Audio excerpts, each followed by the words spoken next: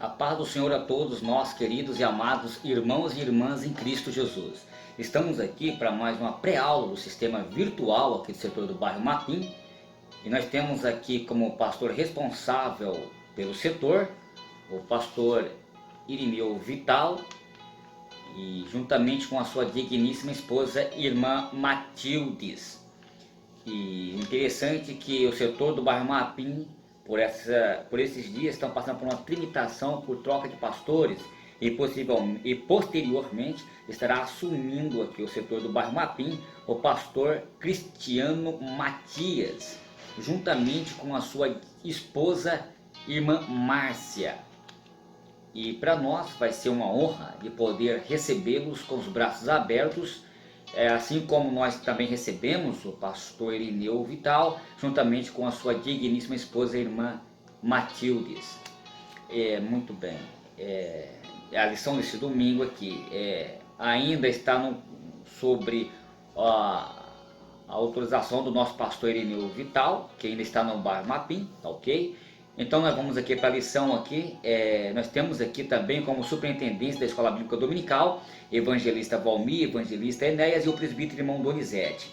Temos aqui as secretárias adjuntas, que é a irmã Fátima e a irmã Salete Flores. Eu sou o professor Claudinho Santos, estarei discorrendo com vocês aqui a lição de número 12, a conduta do crente em relação à família. E o texto áureo está em Efésios, capítulo 5, versículo 31, que nos diz assim: Por isso, deixará o homem, seu pai e sua mãe, e se unirá à sua mulher, e serão dois numa só carne. A leitura bíblica em classe está em Efésios, no capítulo 5, do versículo 21 ao 33, como também está no capítulo 6, do versículo 1 ao 4. Estarei discorrendo aqui todo esse conteúdo aqui, trazendo uma aula bem resumida.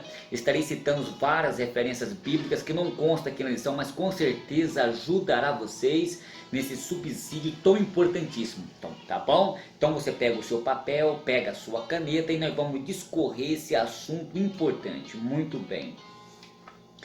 Nessa parte da epístola, o apóstolo Paulo ele compara a união do marido e mulher a uma união espiritual que existe num propósito de Deus, entre Cristo, que é a cabeça, e o seu corpo, que é exatamente a igreja. Principalmente no que concerne à união terrena. Paulo se situa no mais elevado nível, segundo o apóstolo.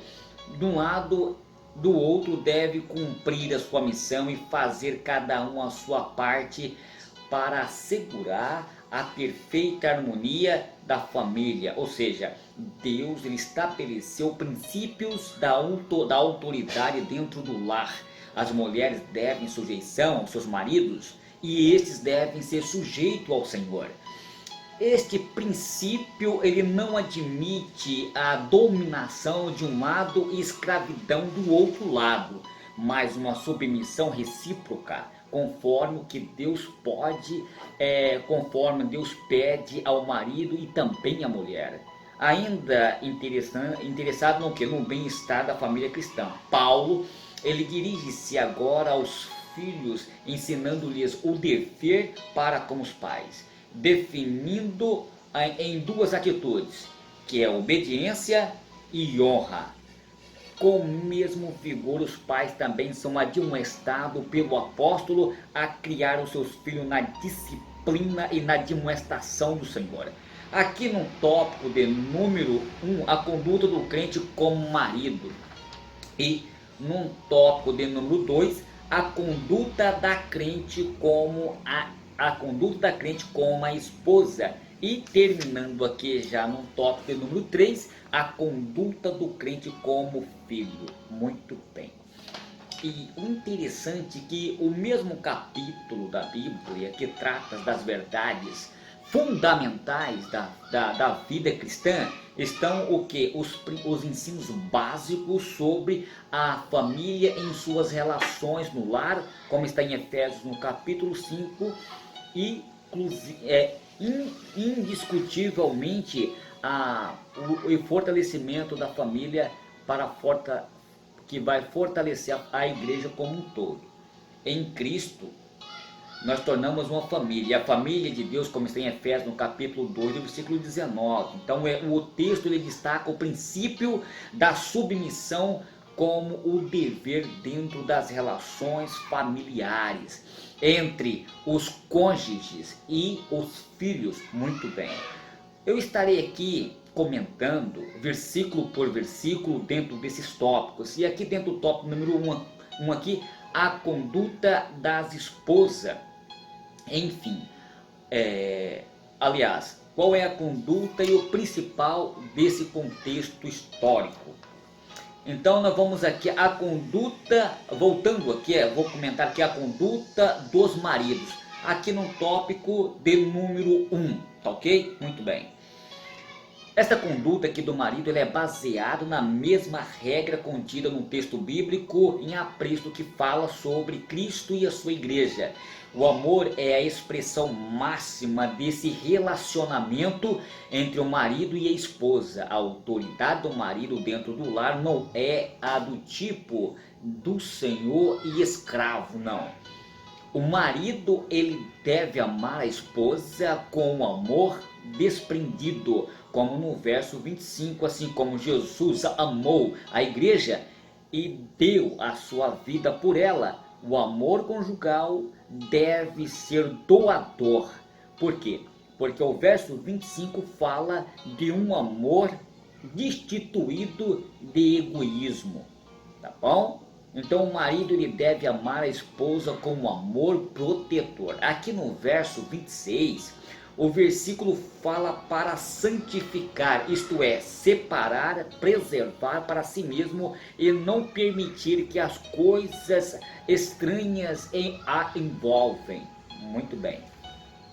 O exemplo de Cristo para com a igreja.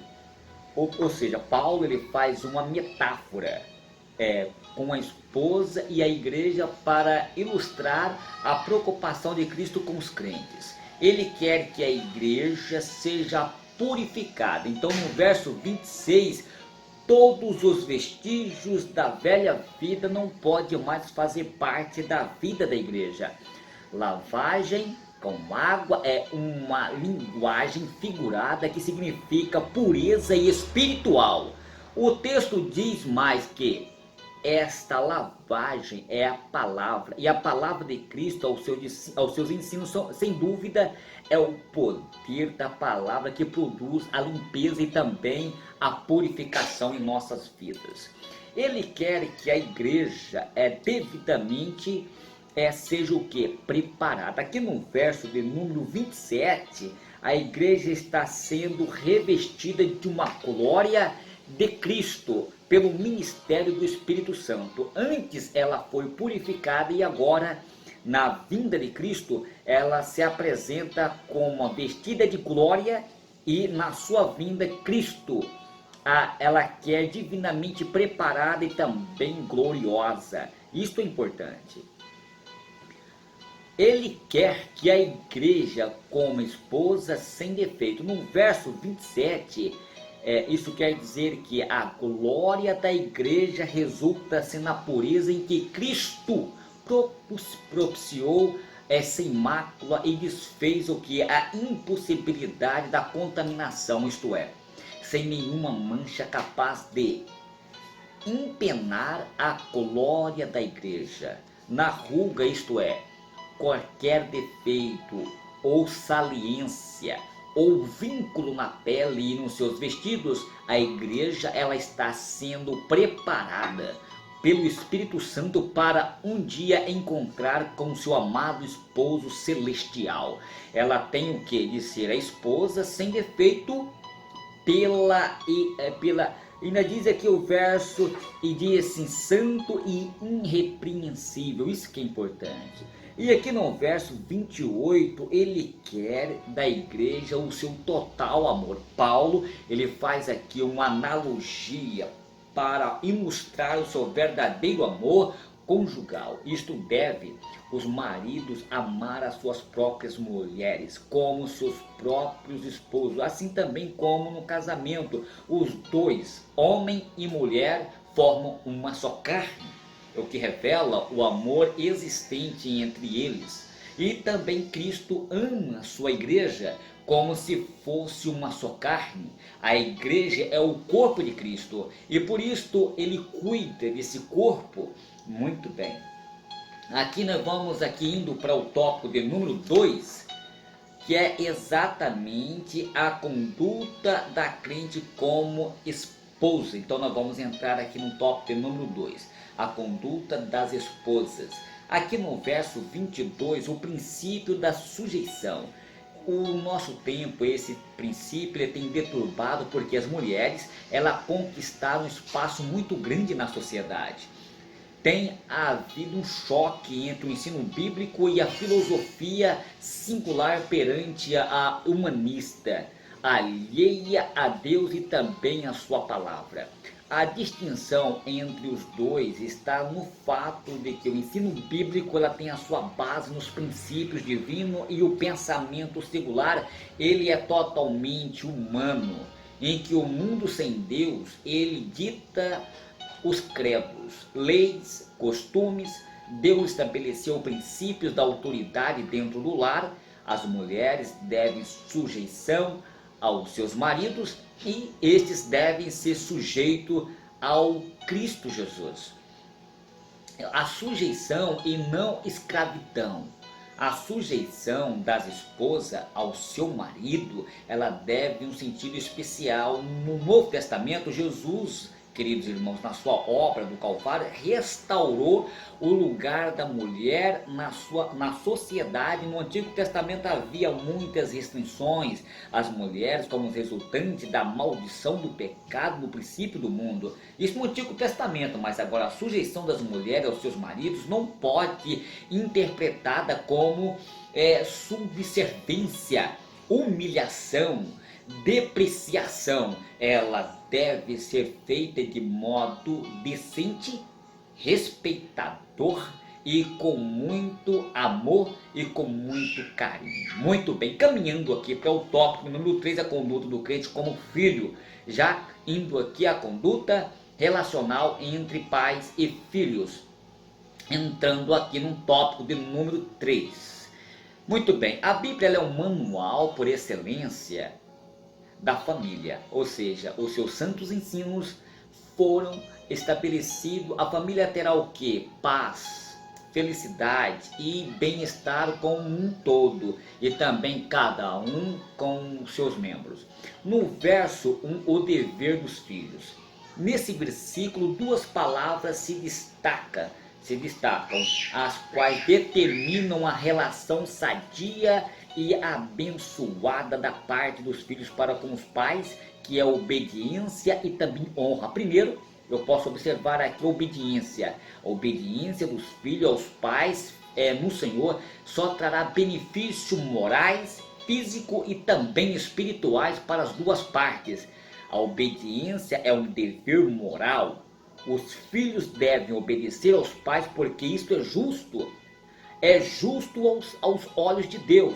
Na cultura moderna, em o mundo em que vivemos, esse princípio, irmãos, ele é rechaçado porque os pais, em nome de uma liberdade que mais escraviza do que liberta, perderam o controle sobre seus filhos. Os filhos que amam, respeitam os pais, obedecem porque possuem uma consciência cristã de responsabilidade para com Deus e para com os pais. Segundo aspecto aqui, honra. Esta é a segunda palavra-chave que determina uma relação sadia dos filhos para com seus pais. No verso 2 e 3 está escrito: honra ao teu pai e tua mãe, que é o primeiro mandamento com promessa, para que te vá bem e vivas muito tempo sobre a terra. Esse é o mandamento com promessa, o qual tem sido, na experiência de bons filhos, ou seja, um bom amplamente ser abençoado por Deus. A desobediência, a desonra aos pais e consecutivamente a Deus vai levar o que? A tristeza. Por isso os filhos devem honrar os pais, mesmo que eles discordem deles em alguns aspectos ou princípios, e Deus o abençoará copiosamente, tá ok? Aliás, voltando aqui, copiosamente, abençoará copiosamente, que é a palavra correta. Só corrigindo, tá ok? O apóstolo Paulo aqui, mas veja bem, que o dever dos pais com os filhos.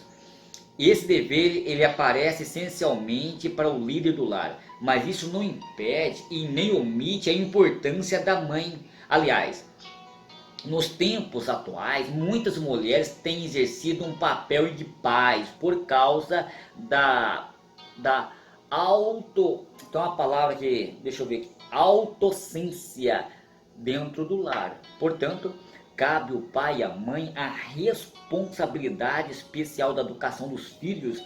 Três coisas a Bíblia destaca que criar, doutrinas e admoestação. A palavra criar, ela tem ideia de correção. A palavra doutrina se refere-se a dar aos filhos uma conceituação correta das doutrinas bíblicas, mas ao mesmo tempo ensinar aos princípios éticos, teológicos e também morais. A palavra admoestação envolve correção, parte dos pais quanto também aos filhos que erram quando cobram os princípios normatizadores no lar e também da família. Quero concluir aqui a minha pequena participação, findando aqui essa aula tão resumida, dizendo que o apóstolo Paulo ele ensinou a sua epístola os aspectos práticos da relação existente entre pais e filhos, entre maridos e esposas. Devemos seguir cumprir a palavra de Deus em todo o tempo, e despeito de todas as mudanças ocorridas nas sociedades, pois fazendo assim seremos abençoados por Deus. Que Deus venha abençoar, que Deus venha preservar, que Deus venha livrar a nossa família de todo o mal. Que Deus abençoe a todos vocês. Fico aqui com essa aula tão resumida e até a próxima aula, se Deus nos permitir, falando sobre a batalha espiritual e as armas do crente. Um abraço, uma paz do Senhor, do seu amigo hoje e sempre, Claudine Santos.